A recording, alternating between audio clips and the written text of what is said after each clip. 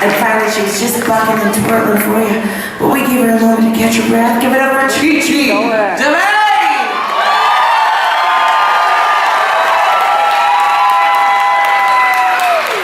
These are your season 8 divas. Go ahead, clap for all of them.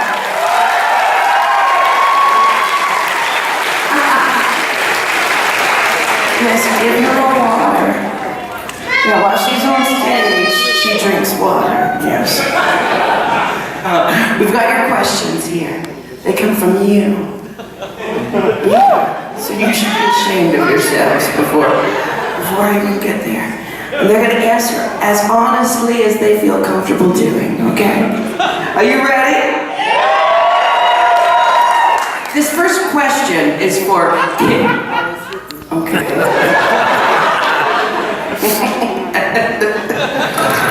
This first question is for Kim Chi from Daniel in Cleveland. What is your favorite moment of the season? I'm assuming he means your season. The season, because we all know the season was season 5, yes. I don't know, you must be talking about the new season of Orange is the New Black. And my answer is, if you haven't seen it, close your ears. Just kidding, I haven't seen it. Favorite moment of the season. Maybe I'll do... baby! Yeah. I'm talking, lady. I am not talking.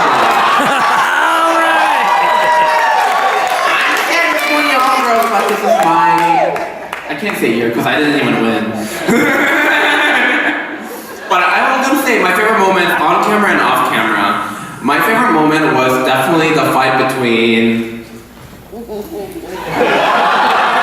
It went on for hours. She was trying to be diplomatic, but I'll say it. The fight between Naomi and Derek. Yeah. It was like West Side Story up in there.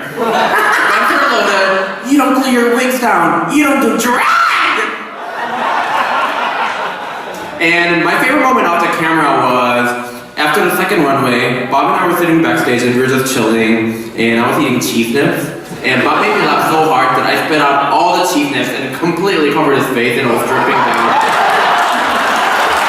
While he was in full drag makeup, whoops. That's disgusting. Okay. Next. It's just disgusting. I can't even imagine having cheese nip dust spattered on my face. Chunks of cheese nips. This next question is for Derek Barry. It comes from Eddie from Cleveland.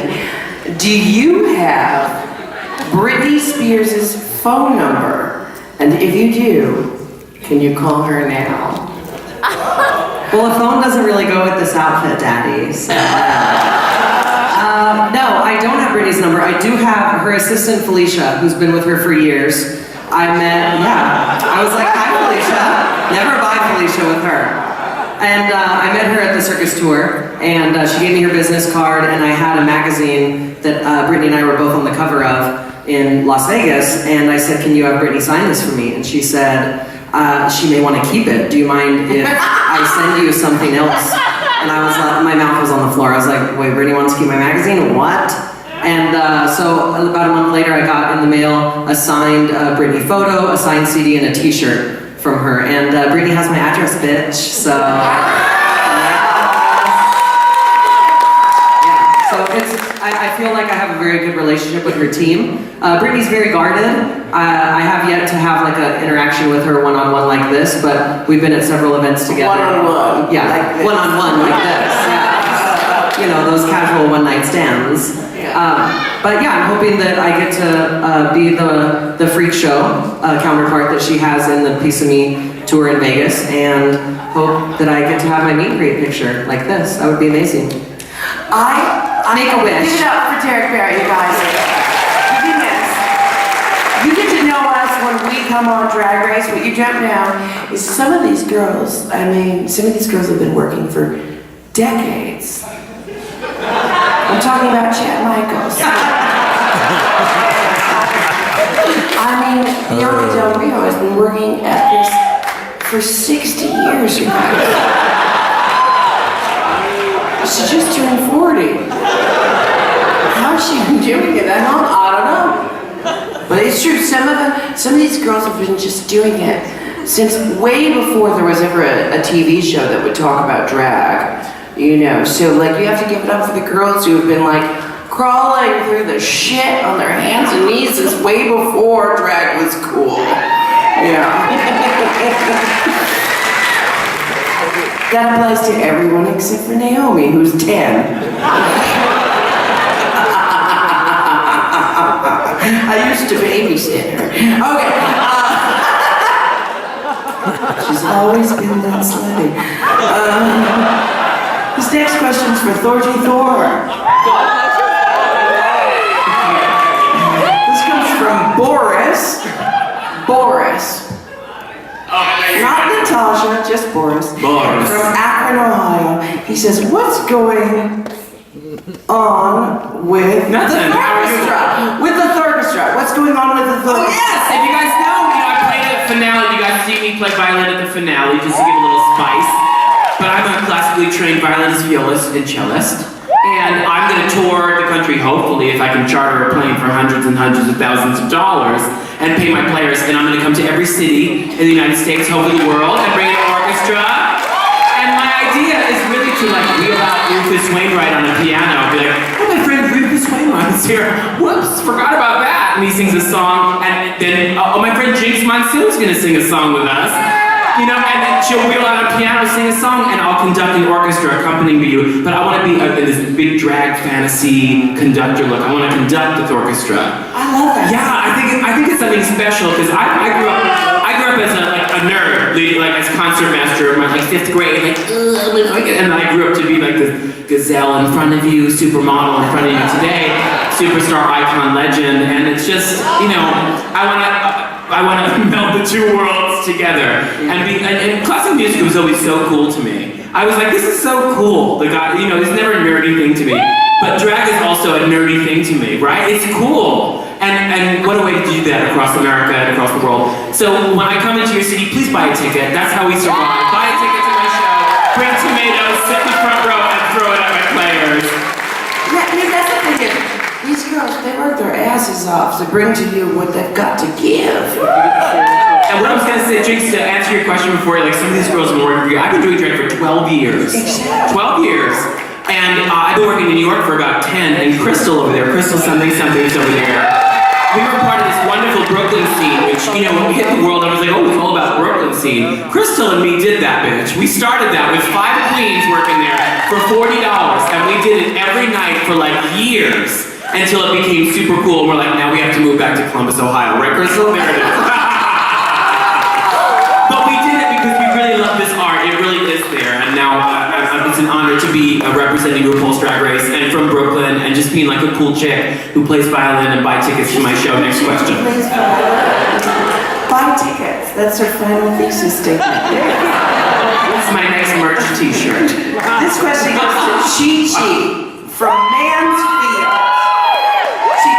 Lucas from Mansfield asks. Love you, Chi-Chi. I love you, Chi-Chi. Those aren't questions, those are statements. But Lucas from Mansfield actually asks, when you were eliminated, who was the first person you told? We stumped her, guys. When I was eliminated, okay, Shut up. I got these. Okay, so I didn't know I was eliminated until you guys knew I was eliminated. So, I was in the club having a viewing party, and yeah, I got eliminated in front of hundreds of people, and it was horrible. It was heartbreaking, guys. But you know what? I'm still winning. The big still paid, so I ain't worried about nothing. But yeah, I found out the same time you guys found out, because they eliminate all 4 of us, and then they pick whichever one they want to go the fuck home, and I was that girl, so yeah. Yeah, I showed y'all though. Y'all doubted me.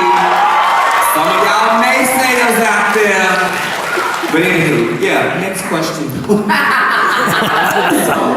I'm saying now, shit. Don't worry. It doesn't matter if you win or lose, you guys. It's just as long as people keep buying tickets to your show, like Lord, you just said, it doesn't matter. You can win it all back. I mean, there's only 2 winners in history that ever pay their taxes anyway, so. You know, it's gonna be drained away from them sooner or later, you guys, this government. Anyway, this next question is for Naomi Smalls. This comes from Christian from Columbus, right here in our own town. Hi, Christian. Kristen. I just want to make sure their gender identity The is perfect. photography major. Yes. What is your most expensive piece of clothing?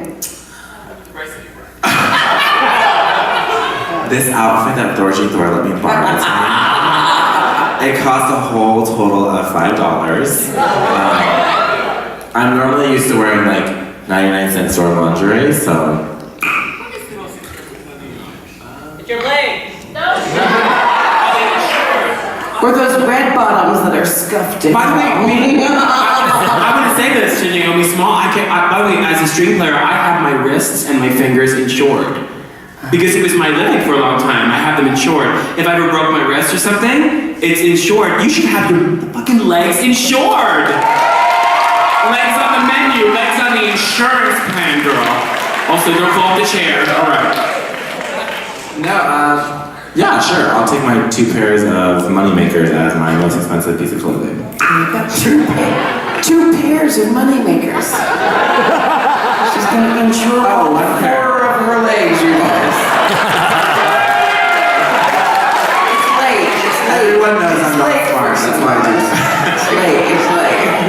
This next question is for me. Can you believe it? This comes from Molly from Columbus, and she asks, who is your favorite RPDR drinking buddy? Story. I don't know. My favorite drinking buddy is Sharon Needles. Because she's the only person I can drink with where I don't end up feeling like a complete alcoholic. Shot for shot, she's there. Almost coherent for all of it. No, Sharon and I, we are very, very good friends. You know, like, of course, she wanted her wife to win the season that I was on. But shortly after her wife didn't win, she got over it really quickly. I don't know why, but... And then broke up with the non-winner. Yeah. I'm best friends with both of you. You guys, you have to understand, we are all competitive sisters until the filming ends, and then we're all just sisters. That's it. That's how it works. That wasn't a clap line. That was just a place for me to look at my cards. So thanks for clapping anyway. You won solidarity. I'm drunk. Ladies and gentlemen, this next question is for Kimchi. It comes from Angie from Columbus. Have you told your mom about your fierce drag life yet? What was her name again? Angie. Angie. Well, that's a really good question. Angie, where are you? Stand up. Woo! This might be a good time to tell you that she died. God damn it, Angie. How does that make you feel?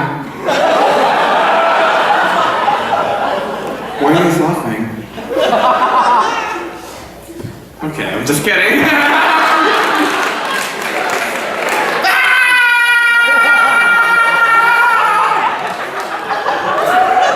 So we're just getting all sensitive here. He's like, my mom died too. Just Sorry, I went a little too far.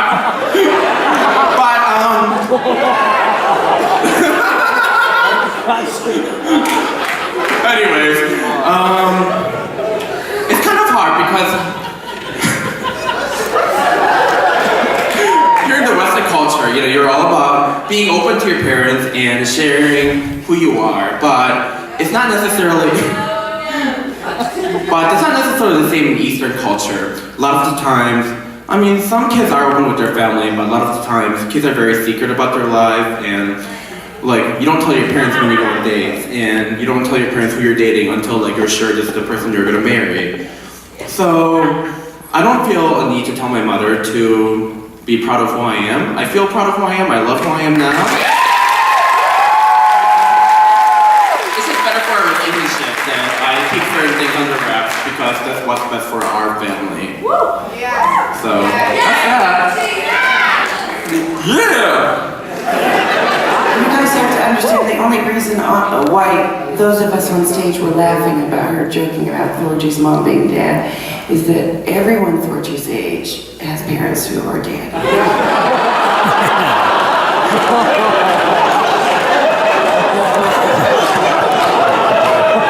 It's terrible, but I went for it. And you laughed, so that's on you. That's on you. By the way, I'm sitting next to a 19-year-old. I'm like, yes, well, shut up. Shut up. No, last night our dad was there to issue. My dad was at the show last night. Yeah. It was like, cool, my dad was there. I'm like, my dad's here. I'm like, your dad and your mom. I'm like, my mom died. Remember that whole episode? Not funny anymore.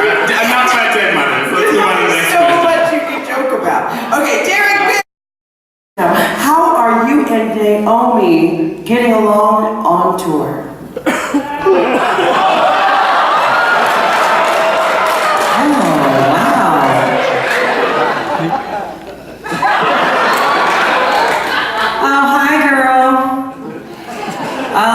Well, we both wore hoop earrings, only her legs can fit through hers, because her legs are always in the air. I mean, I think I'm here to give her advice, right? Yeah? I tell her to wear long hair and she never listens, but I love the lesbian look on her and it makes me look even more attractive. No, I think that, wait, you know where it was? We were in Austin. And we had a heart-to-heart, and both of us came to each other, and we hadn't really talked about it since the show, and we said, we need to discuss, like, we need to fix this. And I remember both of us saying, either you're gonna look like a cunt, or I'm gonna look like a cunt, but either way, none of us is gonna win this. And it really was where we felt like we understood what we were both going through, and there was a difference of opinion, and she didn't understand the level of celebrity impersonation drag because that's not what she grew up with, that's what I grew up with.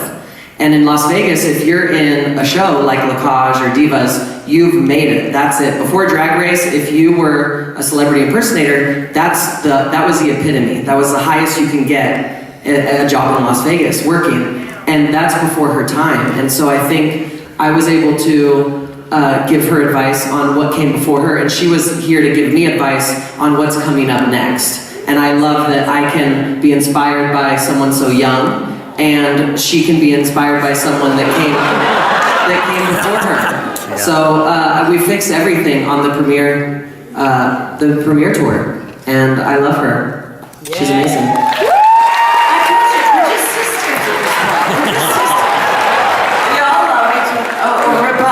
No, every single thing I go to, whenever the promoters pick me up from the airport or anything, they go, so who should I book? Who's really lovely to work with? And I always go, Derek Barry is the most professional queen out there. He is like, has the most amazing work ethic. He can go for like 30 minutes on stage and don't book Thursday Thor. What's with those Vegas girls? Vegas, you guys, Vegas. Vegas. Right? Okay, yeah. I'm trying to keep it moving. Our next question is for Thorgy Thor. Yes. She's got a Dixie cup in one hand. It's empty. Can I have a refill, Tim? This question comes from Kevin. Kevin out of Columbus, who's apparently very popular. Oh no, your voice sounds hot. I'm just trying to see what you look like.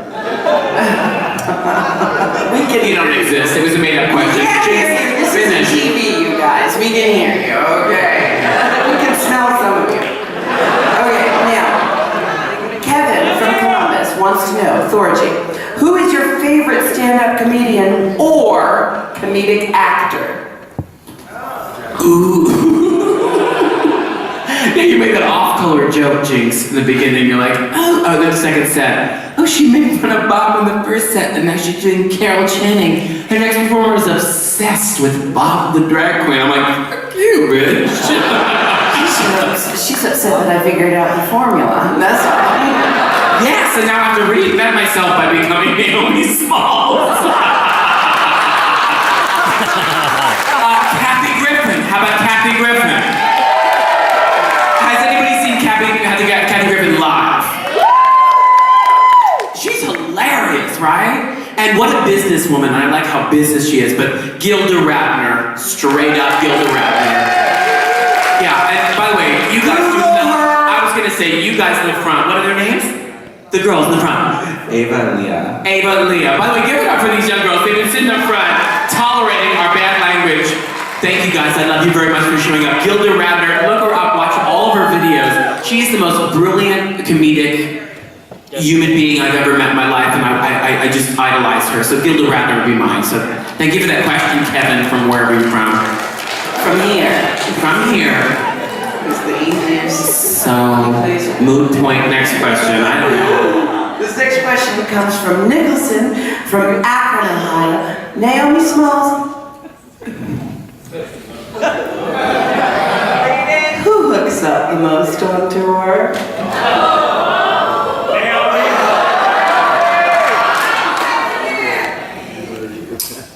This one?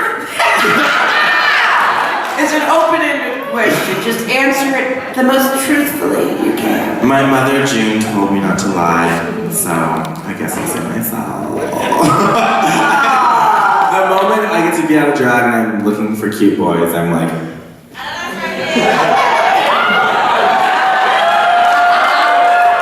If you didn't know, that was a gesture which indicated that she was pulling off the packing tape, the 8 layers of packing tape that is creating her vagina right now.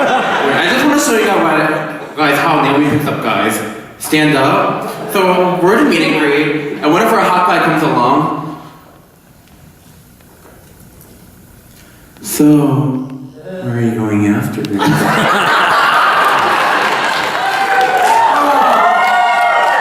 it's not. I mean, like, it does wonderful things for our love lives. You know, Jamie? It's the perfect icebreaker. For Naomi, she takes the makeup off right away. For me, I keep it on as long as I can. Because there's like that straight, you know, like light technician up there who I made fun of earlier in the show, who I will be getting to know a little bit better.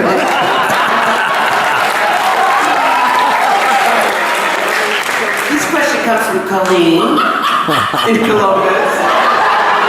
It's for Jinx, that's me. She says, what was your most eventful narcoleptic episode?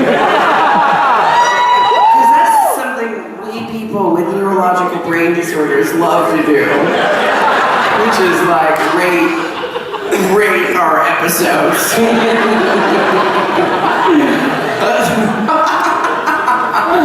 I don't know, pretty much every time that they filmed me and played it on national television, that's a pretty eventful moment for a narcoleptic, you know. Anytime that they just make you look like an idiot with a glue gun who can't stay awake for 30 seconds while they're creating an outfit on the biggest night of their lives, you know. It's eventful. Final question! It's for Chi-Chi. Chi-Chi, are you ready for the Make it a good one. I can only read what's written. Chi-Chi, Jacob.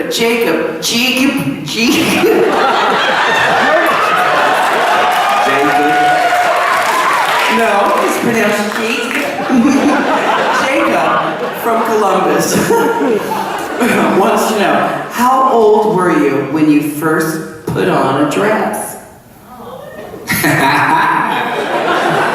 Okay, officially I was about 20 years old before I officially dressed in drag. But as a kid, That was yesterday. I wish. But as a kid, my mom had this beautiful sunflower, like you know those little tables in the hallway, and you know she had like a beautiful like sunflower tablecloth. And when she would go to work, I would snatch that tablecloth off that table and wrap it around my chest.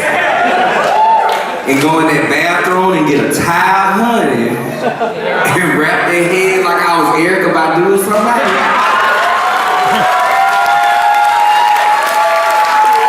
And I was just prance freely around the house. One day my brother walked in the house and he was just like, what the fuck?